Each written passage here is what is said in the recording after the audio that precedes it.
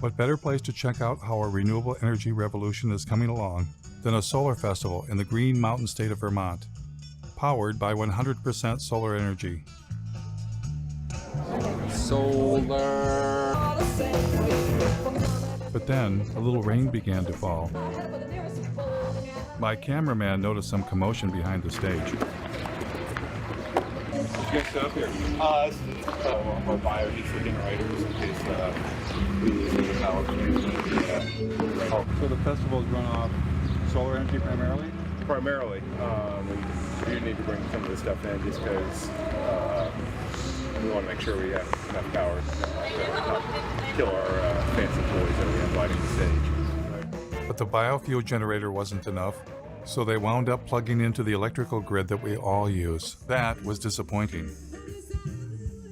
But after all, it had been raining.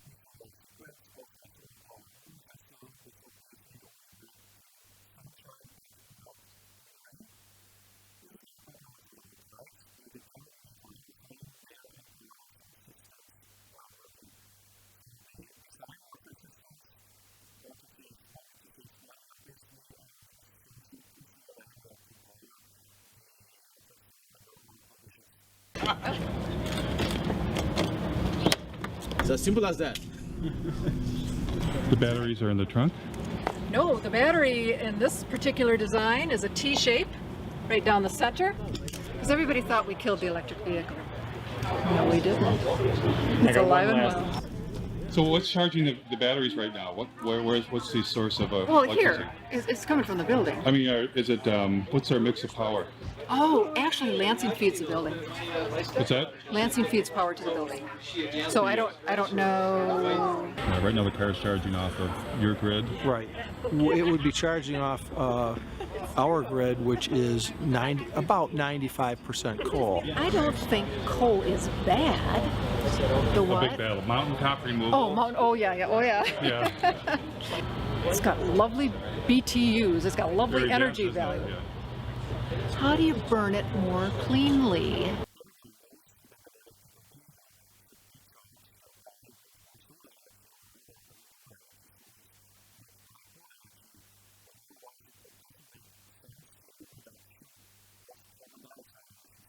I decided to take him up on his offer to check out their football field-sized solar array right down the street. What we're trying to do with this kind of a tour is get a sense for what they've already done as an indication of what we could do to push the envelope even further. You know, around here there's not any real good wind. That's what we liked about solar. You would get the power when you most needed it. Pass these around, look at them. They are pliable. Made in Michigan, that was another good thing. Although the efficiency of these panels is only about just under 8%. If you happen to be NASA and you happen to own a rover running around Mars, they have very efficient panels. But we can't afford those at about $1 million a square inch. The standard answer that we tell everybody is we're providing enough to meet the peak requirements of 50 homes. For most of the people that look at it a little bit closer, we generate about 64,000 kilowatt hours a year. Our average customer uses about 6,000 kilowatt hours a year.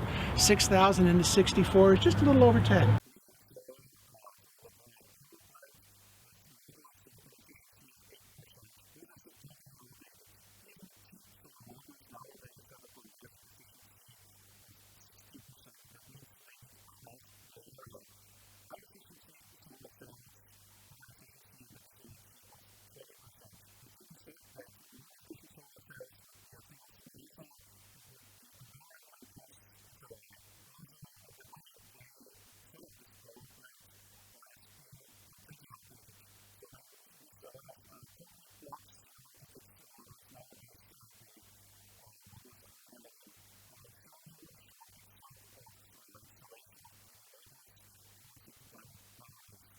Just half an hour by car from Bordeaux is one of the largest photovoltaic building sites in the world.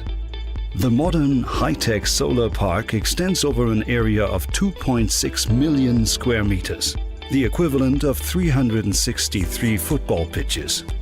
Thanks to the maximum output of 300 megawatt peak, approximately 111,000 households can be effortlessly supplied with electricity. As a result, approximately 230,000 tons of CO2 are saved each year in comparison with a coal-fired power station. The ground screws are screwed into the soil with millimeter precision. The fully automated process and the special ground screw drivers developed by Krinne make it possible to position the ground screws rapidly. The material-optimized, patented design of the support frames adapts perfectly to the local condition. Finally, the photovoltaic panels are quickly and easily assembled with a plug-in system developed especially for this purpose. Thanks to cutting-edge technology and efficient working steps, more than 4 megawatt peak per installation team can be assembled each day. In addition, the support frames are completely maintenance-free after assembly, which means no subsequent costs. The thing is you've got to have a fossil fuel power plant backing it up and idling 100% of the time. Because if you cycle up or cycle down as the demand on the wind comes through, then you actually generate a bigger carbon footprint than if you just ran it straight. Do you ever go to things where they just go, well, that's not true, it doesn't matter, we're going to have the smart grid? It doesn't make any difference. You still got to have it idling, because let's just say the wind stopped right now. Just stopped for an hour. You've got to have that power. Richard Jork of the University of Oregon published a study in the journal Nature in which he posed the question, do non-fossil energy sources actually replace fossil fuels?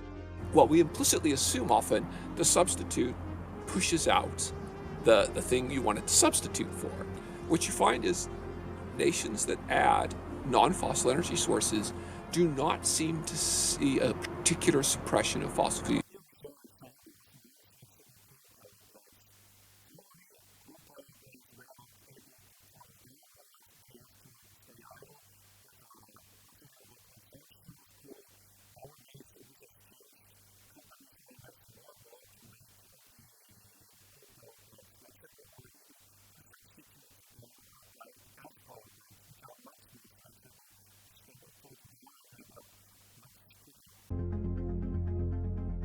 I'm in a strange position.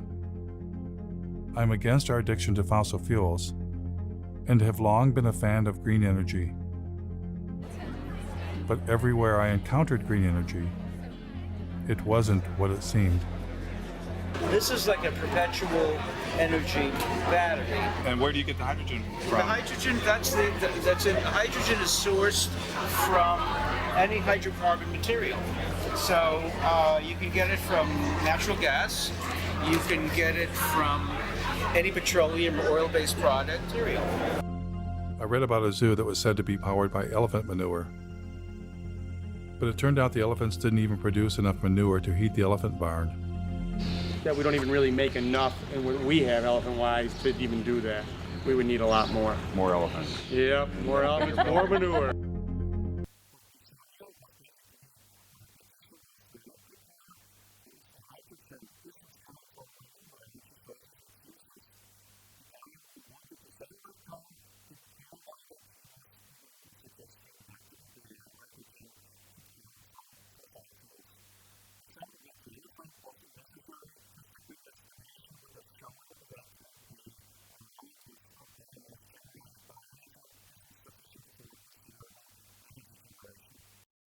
Ethanol plants also seem to have a secret ingredient. This is the most productive farmland in the world, and we're not that far west of the biggest coal mines in the world as well. So bring the two together and get an ethanol plant. Great. So ethanol was reliant on two things: a giant fossil fuel-based industrial agricultural system to produce corn, and even more fossil fuels in the form of coal. All of this in the attempt to replace fossil fuels? It was enough to make my head explode. I was getting the uneasy feeling that green energy was not going to save us.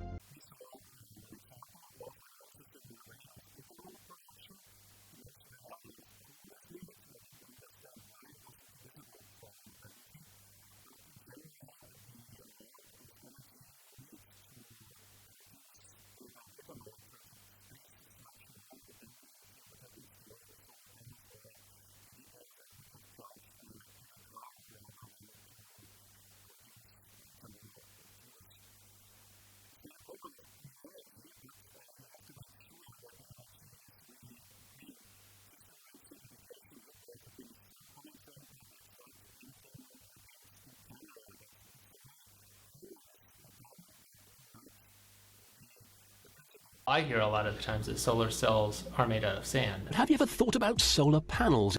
The main ingredient that makes them work is silicon or sand. This is the raw material chips are made of, sand. They don't use sand at all. So they use, I'll show you what, this is one of the ingredients. It's actually mined quartz. Spruce Pine, North Carolina, regarded as the finest source of high-purity quartz in the world for semiconductor, solar, and communication applications. But you can't use sand because sand has too many impurities. So you start with a very high-quality quartz and a very high-quality coal. And then you put those two together into an arc furnace and you melt them. The quartz is then melted with coal in a large furnace at temperatures of up to 1,800 degrees. So you need more coal to do that. I'll get another coal out. So when we melt these together, we get silicon metal and carbon dioxide. And the carbon dioxide just goes off and you got rid of the carbon, you're left with silicon metal.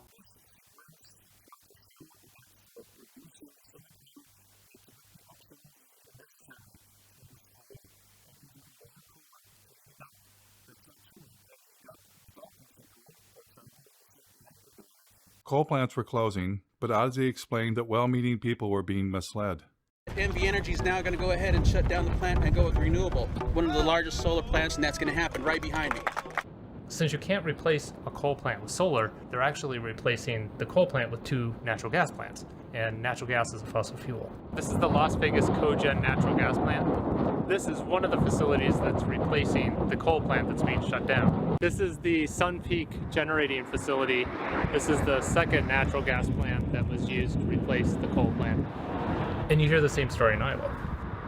Instead of using energy generated by coal-fired power plants, the solar farm will now avoid about 2.1 million pounds of carbon pollution. But then they're building a larger natural gas plant. This is a 650 megawatt natural gas plant. That's 4 times more megawatts than the coal plant over there that it's replacing.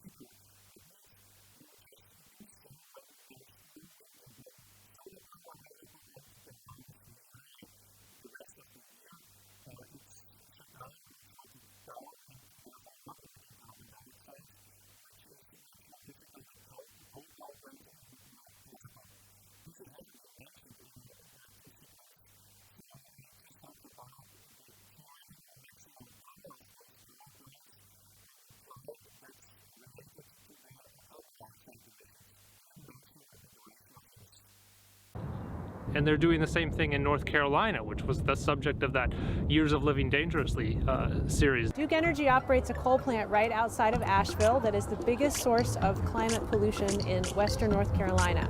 And we are working to retire that plant and replace it with clean energy. But what they don't tell you is that we're also building a larger natural gas facility. So we'll be retiring a 2-unit, 376 megawatt coal plant. We'll invest $750 million to build a state-of-the-art natural gas plant. When Michael Brune stands up and talks about clean energy, he's using solar cells and wind turbines. This is the new world, 100% clean energy. When Michael Bloomberg stands up and says cleaner energy, he's talking about natural gas. Create cleaner energy, solar, wind, and natural gas. In fact, the Sierra Club's Beyond Coal campaign actually coincides with one of the largest expansions of fossil fuel production that we've ever pulled off, most of that being natural gas.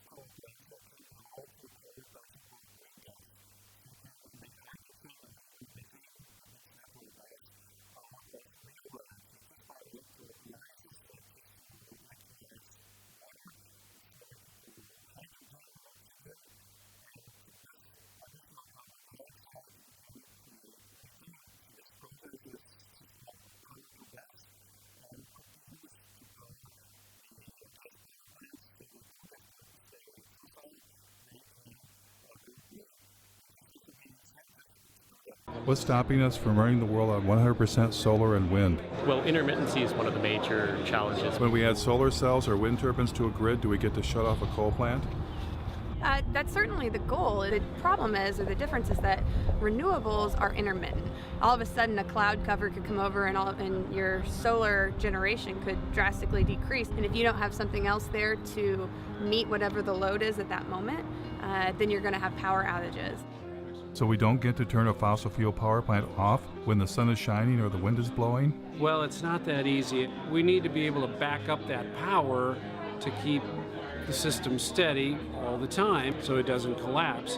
Most likely that's through fast-acting gas plants, but also what we call the baseload plants, either nuclear or coal, that are on all the time.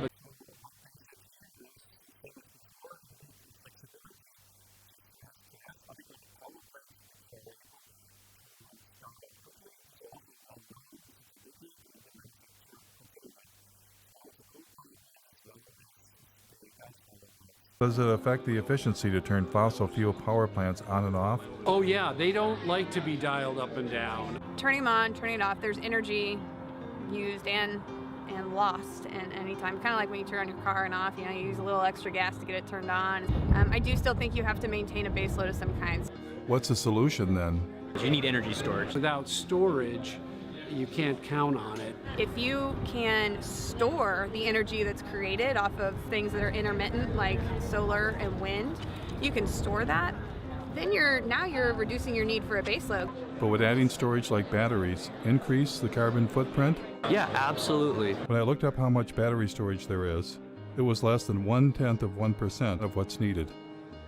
In a couple years, they begin to degrade and need to be replaced a few years later.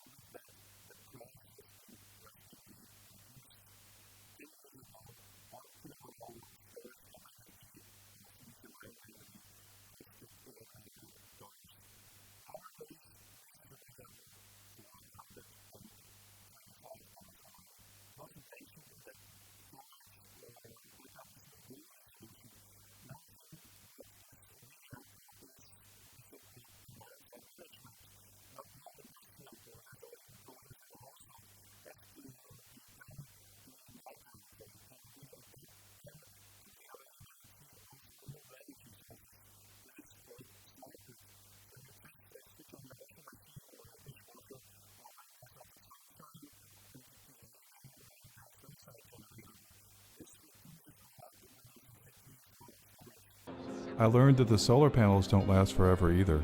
Some solar panels are built to last only 10 years.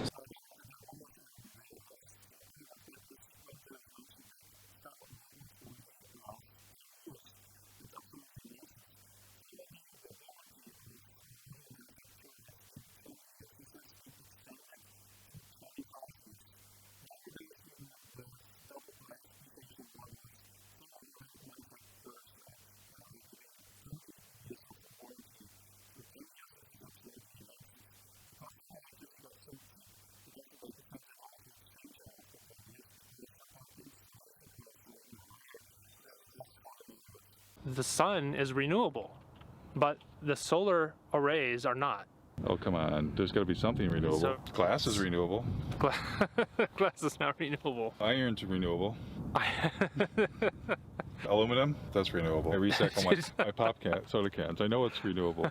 Yeah, the problem with all of these materials is that it takes an incredible amount of energy to mine and process all of the materials that go into building something like this. You use more fossil fuels to do this than you're getting benefit from it.